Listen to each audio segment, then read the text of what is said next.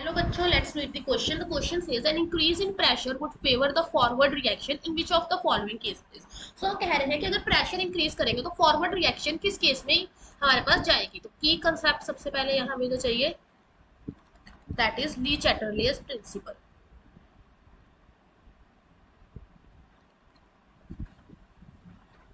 सो Le Chatelier's principle हमारे पास क्या कहता है कि अगर हम प्रेशर को इंक्रीज कर रहे हैं हमारी रिएक्शन उस डायरेक्शन में जाएगी जहां पे प्रेशर डिक्रीज हो रहा है to undo the effect. Basically अगर हम प्रेशर को इंक्रीज कर रहे हैं रिएक्शन उस डायरेक्शन में जाएगी जहां पे जो नंबर ऑफ मोल्स हैं वो क्या होंगे, लेस होंगे, क्योंकि जब नंबर ऑफ मोल्स लेस होंगे तो उस केस में प्रेशर हमारे पास क्या होगा, कम होगा।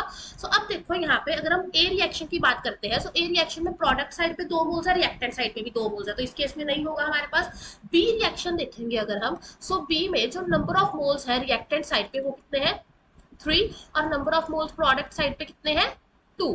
इस केस में जो नंबर ऑफ मोल्स है वो प्रोडक्ट साइड में कम है। अगर प्रोडक्ट साइड में कम है यहाँ पे जो रिएक्शन है वो कहाँ जाएगी, प्रोडक्ट साइड में, and reaction will go in forward direction according to Le Chatelier's principal.